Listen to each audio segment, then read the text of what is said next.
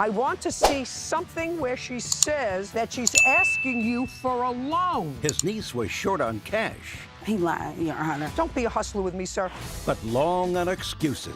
Hold on, Judge Judy. If he's able to present his case, so am I. Well, he came on the property, he assaulted me, demanded money, he was intoxicated. Miss You Thomas, need to hear everything. Miss Thomas. That's not fair. Judge Judy. Mr. Glisson, Miss Thomas is your niece. She is the daughter of your sister, is that right? That is correct. And your sister is ill. The nature of your sister's illness is she has Dementia. She has early onset dementia. Correct. You were living with your mother and taking care of her? Yes. Since when? 2016, September. How many children are there? 4 total. The fire was in the house on what date?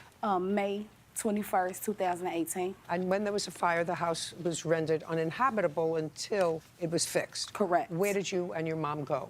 We went to a hotel, which I met my uncle at in that particular time. I was letting him know what was going on with the, You went to a hotel? Right, the rental, the insurance. You went to a hotel? Correct. How long did you stay at the hotel? About a couple of weeks. And then where did you go? To a rental property. And that happened on what date? The rental property was June the 13th, 2018. How long did you stay there? Until February of 2019. And during that period of time, was that when your uncle was working on the house? No, I initially contacted him briefly around. Well, what was happening between June and February? Was anybody doing any work to... 2019? Yes. No, he started doing work in 2018 is when he started doing work September. Okay. I got the check.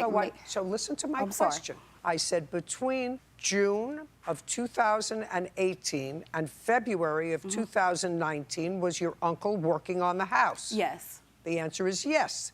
That's a simple. In February of 2019, did you and your mother move back into the house? Yes, I did. My mother did. And you've been living there since February? February 21st. So with the exception of the fire, you've been living in the house consistently since 2016? Yes. Now, Mr. Glisson. Yes, ma'am. Do you have your own contracting firm? Yes, ma'am. What's the name of it? JTL Electric Incorporated. Do you have a store? No, ma'am. I have it's a home-based business. How many employees does it have? I'm the primary employee, and How many employees do you have? None. Other than the job that you did refurbishing your sister's house from 2018 to February of 2019, what was the refurbishing job or GCing job that you had immediately prior to that, and for whom? I never acted as a general contractor. Did you act as a GC on this job? I did. And there was fire insurance? Insurance? My understanding is that it was Just a second. That's either a yes or a no. There was insurance. That's there was a yes. insurance. And the amount of the insurance check that you got was for how much? The total amount that I received was $137,790.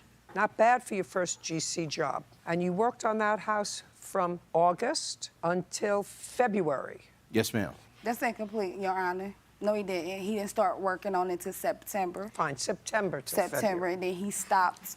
Okay. All right. I'm setting the stage for myself. I'm sorry, setting the table. I apologize. I'm setting the table.